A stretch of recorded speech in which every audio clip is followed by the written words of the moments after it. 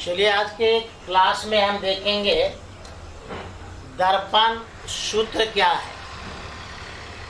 पिछले क्लास में आप देखे थे कि फोकस, दूरी और वक्रता क्रिया के बीच में रिलेशन क्या है, और काफ़ी खूबसूरत एक फॉर्मूला प्राप्त हुआ था, small f equal to R by 2। ये हम लोग मैथमेटिकल प्रूफ किए थे इसको। और आज जो दूसरा क्वेश्चन है वो है दर्पण सूत्र यानी कि मिरर फॉर्मूला क्या है। और किसी गोलीय दर्पण में, किसी का मतलब क्या हो गया कि हम अवतल भी ले सकते हैं और उत्तल भी ले सकते हैं। तो किसी गोलीय दर्पण में दर्पण सूत्र का मान ज्ञात करें। यदि हमारे पास कोई मिरर है, कोई दर्पण है, तो उसमें उसका फॉर्मूला क्या होता है, उसका वैल्यू क्या होता है, आज हम लोग उसको कैलकुलेट करेंगे। तो सबसे पहला जो आंसर होगा कि व्हाट इज मिरर फॉर्मूला, दर्पण सूत्र क्या है। दर्पण सूत्र वेरी वेरी सिंपल। आप थोड़ा सा शांत रह करके इसको दिमाग में सेट करें तो कभी भूलने वाला चीज़ नहीं है। मैक्सिमम लोगों को फॉर्मूला भी याद रहता है। तो उसी फॉर्मूला को डिफिनेशन में प्रस्तुत करना है। आप जनरली बोलते हैं कि 1/f equal to 1/v plus 1/u, ऐसा हम लोग सूत्र बोलते हैं, बहुत को याद भी होगा। 1/v प्लस 1/u, यही मिरर फॉर्मूला है। इस सूत्र को परिभाषा के रूप में प्रदर्शित करना है, पब्लिक को दिखाना है कि इसका डिफिनेशन के रूप में हम कैसे दिखाएं, इसको कैसे बोल सकते हैं। तो वेरी वेरी सिंपल हम लोग कहेंगे। इसमें इस सूत्र को जरा गौर से देखिए। इसमें 3 मेंबर है। ये u को हम लोग कहते हैं वस्तु की दूरी, v को हम लोग कहते हैं प्रतिबिंब की दूरी, और f को कहते हैं फोकस दूरी। तो आप वस्तु की दूरी समझ रहे हैं, प्रतिबिंब जहाँ बनेगा उसका डिस्टेंस समझ रहे हैं, और फोकस दूरी पर हम डिस्कस पिछले क्लास में डिटेल में कर चुके हैं। तो किसी गोलीय दर्पण में, किसी, फिर बार बार हम रिपीट कर रहे हैं, किसी का मतलब अवतल या उत्तल कोई भी चलेगा।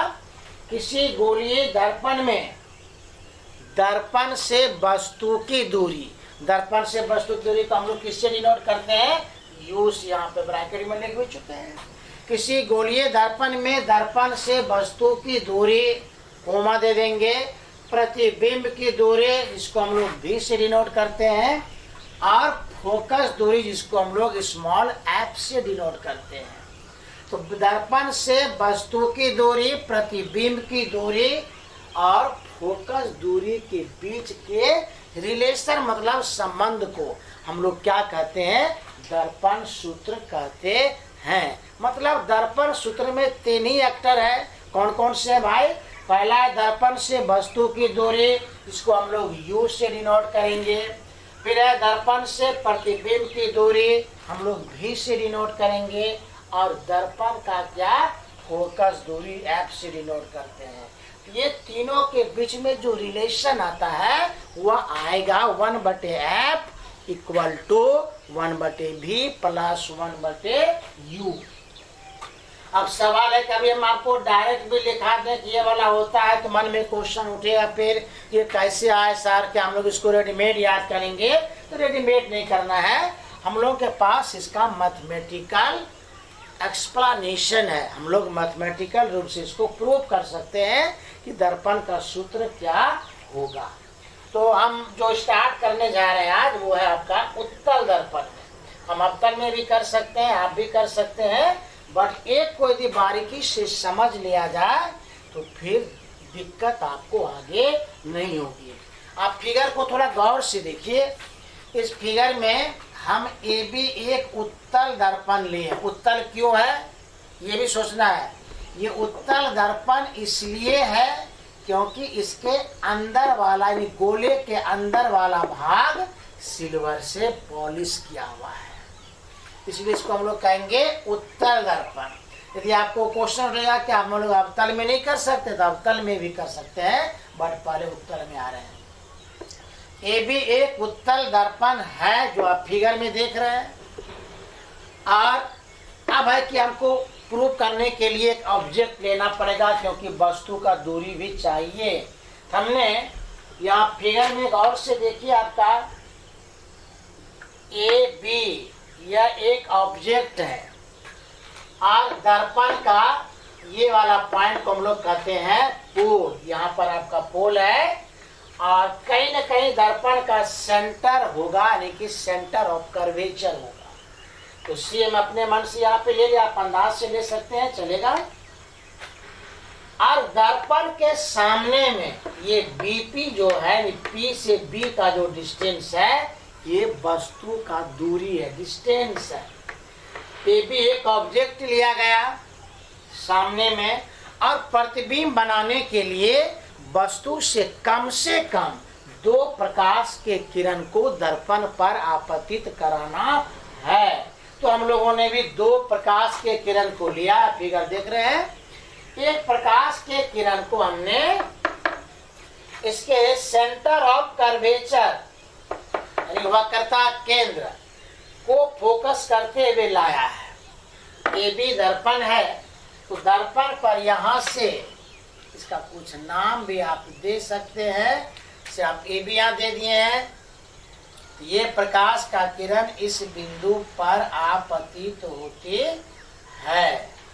अब थोड़ा गौर से देखेंगे कि यह ए और बी वस्तु का ऊंचाई है। वस्तु के हेड से 2 प्रकाश का किरण आपतित कराना है।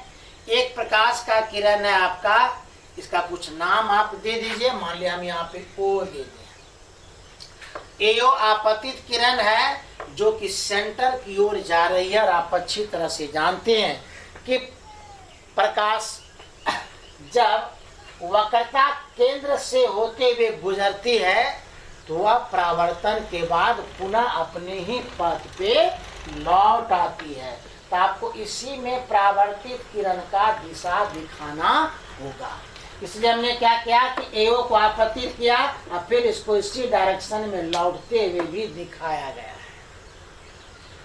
और यहाँ से यहाँ तक हमने डॉट का सहारा लेकर के इस तरह से मिला दिए हैं कि यदि दर्पण नहीं रहता तो ये एओ प्रकाश का किरण सीधे सेंटर पर आती मिलती, लेकिन दर्पण के कारण उसको बैक टू पैवेलियन, यानी कि पुनः अपने ही पाथ पर लौटना पड़ा। अब थोड़ा गौर से देखेंगे आप, एक प्रकाश के किरण को सेंटर को निशाना करके आपतित कराना है, और दूसरे प्रकाश के किरण को हमने डायरेक्ट पोल पर आपतित कराया। अब पोल पर जब आपतित कराएंगे तो ये पीबी इस पर लंब होगा, ये हो गया एपी आपतित किरण, तो ये वाला होगा हमारा क्या, आपतन कोण। और ये नीचे की ओर जाएगी क्योंकि आई बराबर आर को फॉलो करना है। ये आपका परावर्तित किरण है, तो अभिलंब और परावर्तित किरण के बीच के कोण को हम लोग कहते हैं परावर्तन कोण। ये हो गया आपतन कोण, ये हो गया परावर्तन कोण। अब थोड़ा गौर से देखिएगा कि ये एओ को हमने डॉट करके यहाँ तक मिलाया है, और यदि हम यहाँ से वॉच करें तो ऐसा लगेगा कि ये किरण कहीं पीछे से आ रही है। तो पीछे से आ रही है तो हम ऐसा आपको आभास होगा, ऐसा आप फील करेंगे कि ये प्रकाश का किरण कहीं पीछे से आ रही है। हमने डॉट करके पीछे ले गया, जिस पॉइंट पर ये एक दूसरे को इंटरसेक्ट करता है, कटता है, वहीं पर वस्तु का प्रतिबिंब की इमेज प्राप्त होता है। यहाँ पे कटा, हमने यहाँ पे इसका नाम दे दिया ए डैश और क्या बी डैश। गौर से देखिए ए बी हो गया वस्तु का ऊंचाई, ए डैश बी डैश हो गया प्रतिबिंब का ऊंचाई। यानी कि उत्तर दर्पण के सामने किसी वस्तु को रखें तो कैसा प्रतिबिंब बनता आप देख के जान सकते हैं। वस्तु के आकार में ये देखिए छोटा है, बट ये छोटा प्रतिबिंब बन रहा है, और ये प्रकाश के किरण का परावर्तित किरण को पीछे डॉट डॉट करने से कहीं पे मिला है, ऐसा आभास होता है। ये यहाँ पे कटेगा, इसलिए इसको हम लोग कहते हैं आभासी प्रतिबिंब। आभासी का मतलब काल्पनिक प्रतिबिंब कहते हैं। ये प्रतिबिंब बन गया। अब थोड़ा सा और हम लोग डिस्कस करेंगे इसमें। अब देखिए यहाँ पर इस पॉइंट पर विचार करना कि ये वाला और ये वाला एंगल आपस में बराबर होगा। क्यों बराबर होगा? क्योंकि ये शीर्षाभिमुख कोण होगा। ये पूरा लाइन और ये लाइन इसको काट रही है पी बिंदु पर, तो आमने सामने का कोण बराबर होता है। इसलिए हमने यहाँ पे ये आर, तो ये भी कितना होगा? आर ही होगा। इसलिए हमने यहाँ पे इसको आर लिख दिया। ये आपतन कोण, ये परावर्तन कोण, ये भी आर के बराबर। और ये तो परपेंडिकुलर है, मतलब 90 डिग्री का कोण बनेगा। यहाँ पर भी देख लीजिए, ये परपेंडिकुलर है, 90 डिग्री का कोण बनेगा, या जो भी बनेगा तो हम लोग उसका कुछ नाम दे सकते हैं। सपोज हम यहाँ दे दे थीटा। ये है हमारा डायग्राम, और इसी डायग्राम के मदद से हम लोग सूत्र को प्रूफ करेंगे। तो सबसे पहले आप लोग डायग्राम बना लीजिए, फिर हम लोग इसको आगे की ओर बढ़ाएंगे। चलिए हम लोग देखते हैं। जो डायग्राम आप ड्रा करते हैं उसके विषय में कुछ पब्लिक को बताना होगा, इसमें कौन कौन सा क्या चीज है। कोई जनरल भी आदमी आके पढ़े इसको, आपका नोट्स पढ़े, तो उसको पता चल जाए कि इस फिगर में कौन कौन सा मेंबर कौन है और उसका क्या मीनिंग है। जैसे हमने इसको दिखाने का प्रयास किया कि ए बी, तब ए बी तो आप कहते हैं सर तो उत्तल दर्पण है, लेकिन हम लिखना पड़ेगा आपको कि ए बी बराबर क्या है? उत्तल दर्पण है। फिर हमने लिखा है पी बी, तो पी बी, तो पी यहाँ पर है, बी यहाँ पर है, तो पी बी क्या है? दर्पण से वस्तु की दूरी है। तो हम इसको लिख भी दिए कि पी बी क्या है? दर्पण से वस्तु की दूरी है, और इसको हम लोग माइनस यू से डिनोट करेंगे। अरे यू से डिनोट किया जाता है, बट ये क्वेश्चन फिर आएगा कि माइनस क्यों? प्लस देने में क्या दिक्कत है आपको? तो दिक्कत क्या हम बता रहे हैं कि साइन कन्वेंशन के रूल को यदि फॉलो करें तो आपतित किरण के दिशा में मापा गया डिस्टेंस पॉजिटिव लिया जाता है, और आपतित किरण के विपरीत दिशा में जो डिस्टेंस का मेजरमेंट होगा वह निगेटिव होता है। अब देखिए यहाँ पे आपतित किरण ए से ओ की ओर आ रही है, दर्पण की ओर। अब पी बी आपका दर्पण से दूर है, जस्ट अपोजिट हो गया, इसलिए पी बी का जो वैल्यू होगा, जो भी होगा वह निगेटिव में होगा, इसलिए माइनस यू। सेम स्टाइल में P B dash, P B dash क्या है? गौर से देखिए, फिगर में दिख रहा है, पी बी डैश है दर्पण से प्रतिबिंब की दूरी। तो पब्लिक को बताना पड़ेगा कि पी बी डैश क्या है? दर्पण से प्रतिबिंब की दूरी। और चूंकि ये हम लोग आपतित किरण के दिशा में माप रहे हैं, तो हम इसको पॉजिटिव लेंगे, इसलिए हमने क्या लिखा? Plus R, sorry plus B. उसी तरह से अब यहाँ पर PC, देखिए P से C, ये भी हम लोग आपतित किरण के दिशा में जा रहे हैं, तो PC क्या है? वक्रता त्रिज्या, यानी कि रेडियस ऑफ कर्वेचर। इसको हम लोग प्लस लेंगे, माइनस नहीं ले सकते हैं। उल्टा जाएंगे तो नेगेटिव, और सेम डायरेक्शन में जाएंगे तो पॉजिटिव। तो सिंपल कन्वेंशन है। और अब कुछ कोण की बात करें जिसकी आपको जरूरत पड़ेगी। हम यहाँ पे दिखाएं कि कोण ए पी बी, देखिए यहाँ पर कोण ए पी बी बराबर क्या है? ये आपतन कोण है। क्यों आपतन कोण है? क्योंकि ये आपतित किरण है और ये पी बी इस पर लंब है, तो आपतित किरण और लंब के बीच के कोण को हम लोग आपतन कोण कहते हैं। उसी तरह से कोण बी पी एम, ये क्या है? परावर्तन कोण है। तो पब्लिक को बताया गया कि ये आपका परावर्तन कोण है। आपतन कोण को आई से, परावर्तन कोण को आर से डिनोट किया जाता है।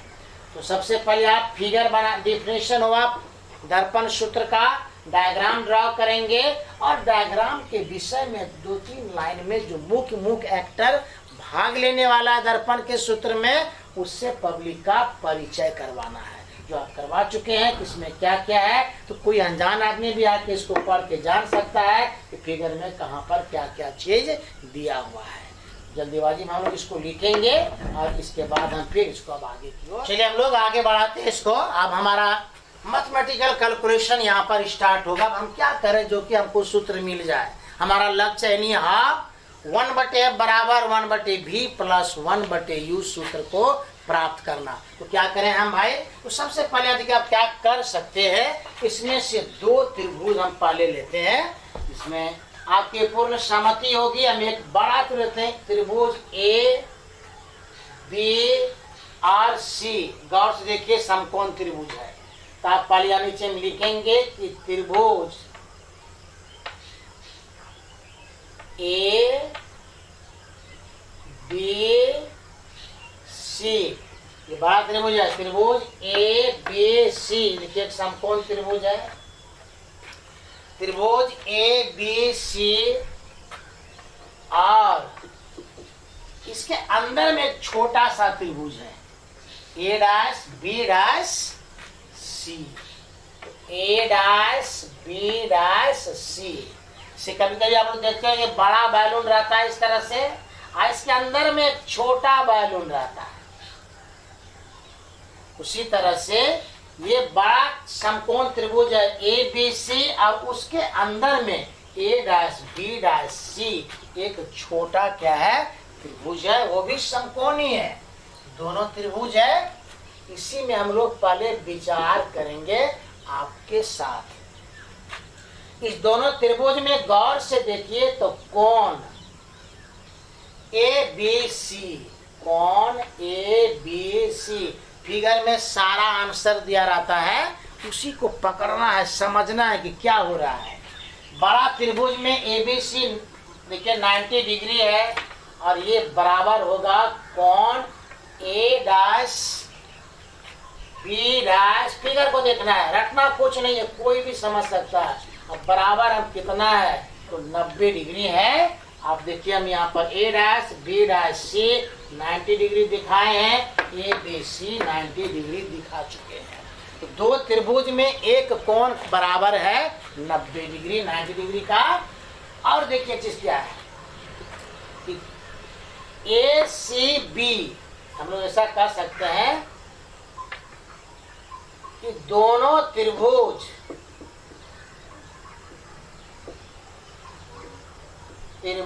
में थीटा क्या है, कॉमन है। कॉमन का मतलब बड़ा त्रिभुज में देखिए तो कोण ए सी बी थीटा ही होगा, कोण ए डैश सी बी डैश ये भी कितना होगा, थीटा होगा। ये दो त्रिभुज है और दो कोण इसमें बराबर हो चुका है, तो तीसरा कोण भी बराबर ही होगा। ये 100% फिक्स है, क्योंकि तीनों कोणों का योगफल 180 डिग्री होगा, और उनमें से दो कोण बराबर है, तो तीसरा कोण बरियारी बराबर होगा। ये दिमाग में रखना है। तो जब ये दो त्रिभुज है, तीनों कोण इसका बराबर हो गया, ऐसे त्रिभुज को हम लोग कहते हैं समरूप त्रिभुज, सिमिलर ट्रायंगल बोलते हैं, समरूप त्रिभुज। तो ये दोनों पॉइंट लिखने के बाद हम लोग पब्लिक को बताएंगे कि अतः त्रिभुज ए बी सी और त्रिभुज ए डैश बी डैश सी क्या है, समरूप है। समरूप मतलब सिमिलर है। सिमिलर क्यों हुआ, उसका जवाब लिखा हुआ है, इसलिए कोई क्वेश्चन नहीं उठनी चाहिए।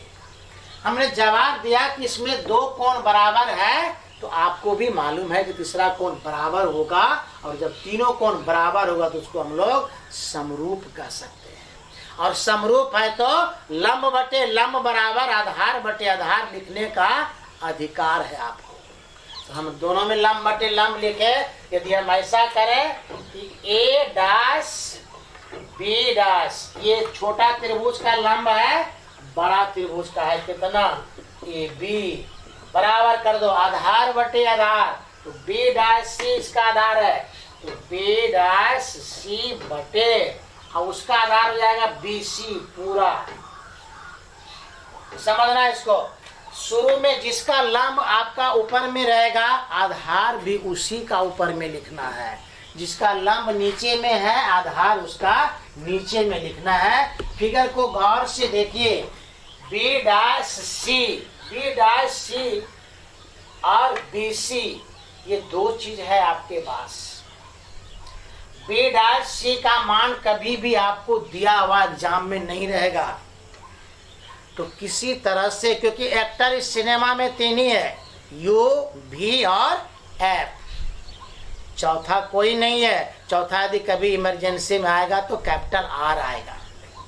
याद रखना, जब तीन ही एक्टर है तो उसी तीनों को रोल देना, उसी तीनों में कन्वर्ट करना है। तो बी डैश सी को और हम क्या लिख सकते हैं? तो आपके हिसाब से हम बी डैश सी को ये लिखें तो किसी को दिक्कत नहीं होना चाहिए। हम नीचे लिख देते हैं, क्या लिखेंगे? चूंकि थोड़ा सा बड़ा होगा लेकिन क्लियर होना चाहिए। चूंकि बी डैश सी बराबर, यदि हम ऐसा लिखें कि P C minus P B dash, तो कोई दिक्कत नहीं होनी चाहिए। फिगर को गौर से देखिए, बी डैश सी हमारा इतना है, पी सी हमारा इतना है, तो पूरे पी सी में यदि हम पी बी डैश को माइनस कर दें, पी सी में पी बी डैश काट के हटा दें, बचेगा बी डैश सी। तो बी डैश सी के बदले में हम P C minus P B dash का भी उपयोग कर सकते हैं। किसी में लिख दें हम लोग, और बी सी याद क्या है? बी से सी तक का डिस्टेंस है। हम बी सी को क्या लिख सकते हैं? हम लिख सकते हैं इसको कि P B plus P C. बाजारी ने इसमें समझ के काम करना है। बी और सी यहाँ से यहाँ तक का डिस्टेंस है। हम बी सी के बदला में यदि ये लिख दें कि पी सी ये वाला है, यहाँ से यहाँ तक पी बी होगा, तो P B plus P C, P B plus P C. तो हम ऐसा लिख सकते हैं। फिर यदि आपके दिमाग में क्वेश्चन उठता है कि हम क्यों लिखें, तो जवाब है आपके पास, क्योंकि जो सिनेमा आप बना रहे हैं, जो आप सूत्र सिद्ध करने जा रहे हैं, उसमें मुख्य अक्षर तीन है, यू, भी और एफ। तो तीनों के रूप में उसको कन्वर्ट करना होगा। इसलिए हमने क्या किया, इसको इस रूप में कन्वर्ट कर दिए। और हम यहाँ पे लिख सकते हैं इसको इसके बगल में, इसलिए ए डैश बी डैश बटे ए बी बराबर, अब हम बी डैश सी के बदले में ये लिख रहे हैं तो कोई हंगामा भी नहीं होनी चाहिए। P C minus P B dash बटे P B plus P C, A dash B dash बटे ए बी बराबर, आपके नोट्स में ऊपर में लिखा हुआ था पी सी का मतलब प्लस आर, याद करना।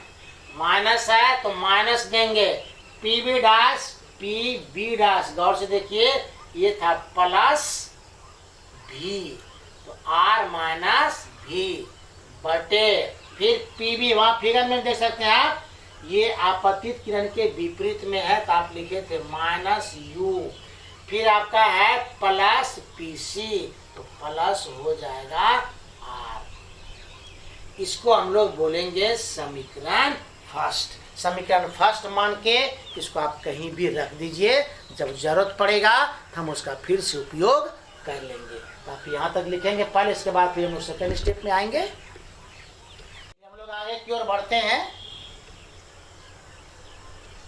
एक समीकरण आपका निकल चुका है, अब हम लोग दूसरा समीकरण का मान निकालेंगे और उसके लिए भी दो त्रिभुज आपका इंतजार कर रहा है। देखिए इस फिगर में हम लोग कहेंगे कि पुनः, तो हम लोग अगेन शुरू कर रहे हैं काम ना, पुनः त्रिभुज ए बी पी, त्रिभुज ए बी पी और त्रिभुज ए डैश बी डैश पी में दो त्रिभुज लेना। फिर आपको त्रिभुज ए डैश बी डैश पी में आप डायरेक्ट भी लिख सकते हैं कि ये समरूप है, तो पब्लिक समझेगी इसको, लेकिन हम दो लाइन में इसको बता देंगे कि क्यों समरूप है।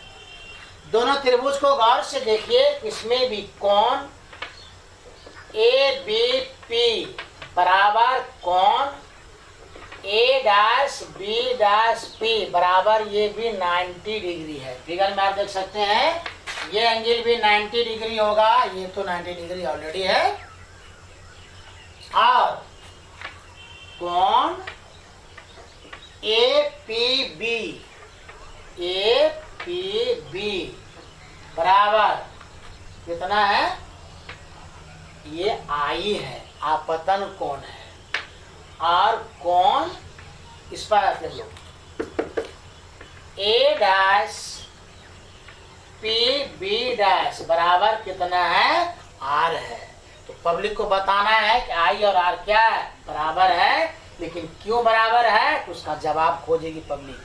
परावर्तन के नियम से कहाँ बराबर कर रहे हैं भाई, तो एक बोर्ड लगा दो कि परावर्तन के नियम से। इसलिए परावर्तन के नियम से हम लोग कह सकते हैं कि कोण आई बराबर कोण क्या है, आर है। अब इस त्रिभुज में भी दो एंगल बराबर हो रहा है, तो तीसरा हमने आपको कहा कि यदि किसी दो त्रिभुज में दो कोण बराबर हो तो तीसरा कोण इसमें बरियारी बराबर होगा। मतलब इस दोनों त्रिभुज में भी तीनों कोण आपस में क्या है, बराबर है। और जब कोण बराबर हो जाएगा तो फिर इसको हम लोग समरूप त्रिभुज कहेंगे। इसलिए त्रिभुज ए बी पी और त्रिभुज ए डैश बी डैश पी क्या है, समरूप है।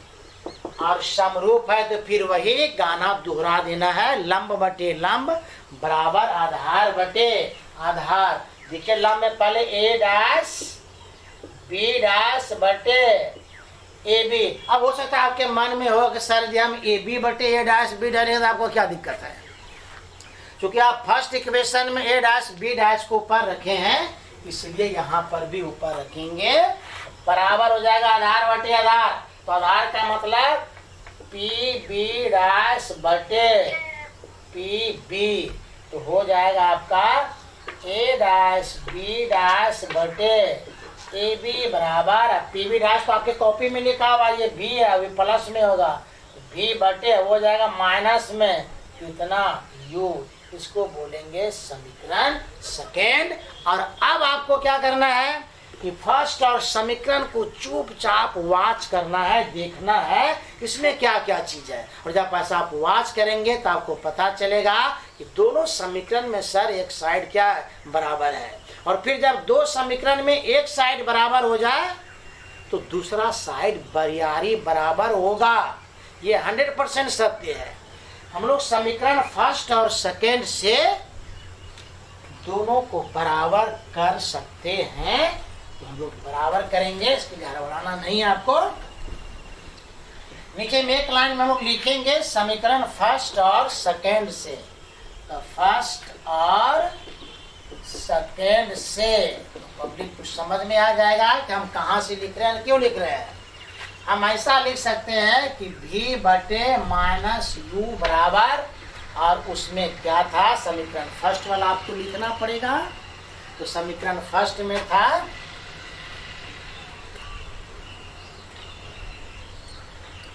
याद कीजिएगा, उसमें आपका था आर, ऊपर में आर था, आर और क्या माइनस, याद करना देख करके फिगर को विजुअलाइज करेंगे तो आपको दिखेगा कि आर पूरा था, माइनस था P B dash, P B dash को हम लोग भी लिखे थे, तो आर माइनस भी बटे, फिर हम लोग पूरा लिखे थे तो वो था आपका कितना, आर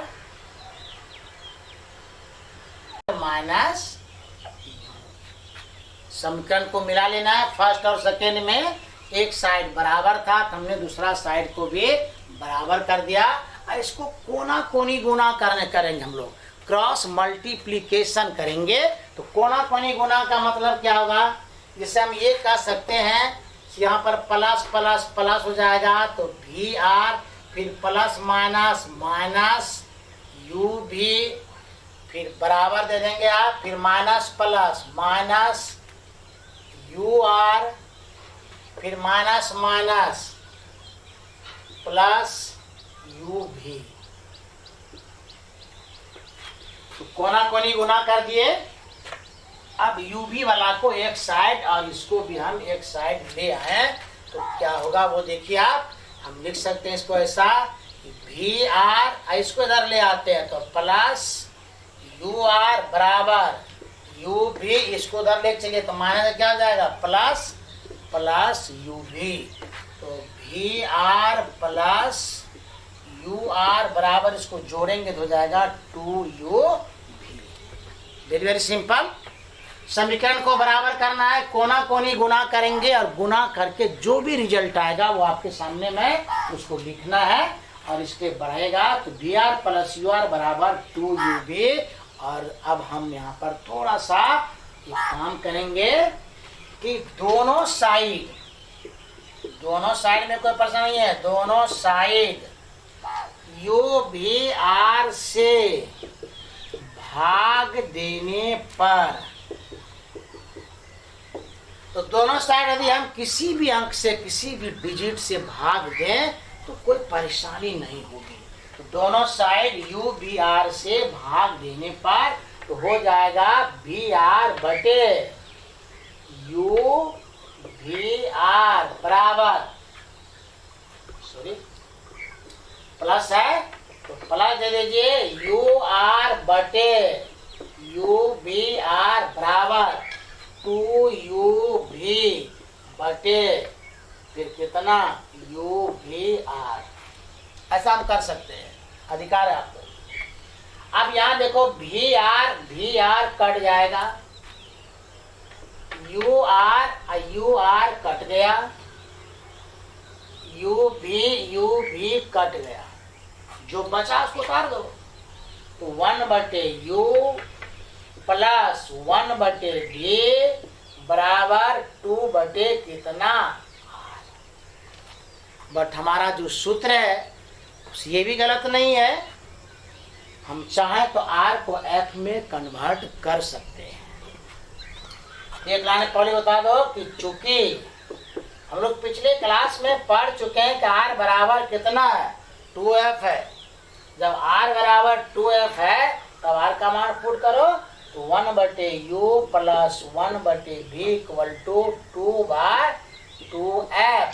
2 कट गया इसलिए 1 बटे U प्लस 1 बटे V बराबर 1 बटे F। ये आपका फाइनल सूत्र है, इसलिए हम लोग कहेंगे कि 1 बटे F इक्वल टू 1 बटे V प्लस 1 बटे U। ये दर्पण सूत्र है, लिखेंगे यह दर्पण सूत्र है। तो यहाँ तक हम लोग का दर्पण सूत्र हो गया और इसमें कोई परेशानी होनी नहीं चाहिए। फिर भी हम लोग वाच करेंगे और फिर अगले क्लास में हम आपसे डिस्कस करेंगे इससे आगे।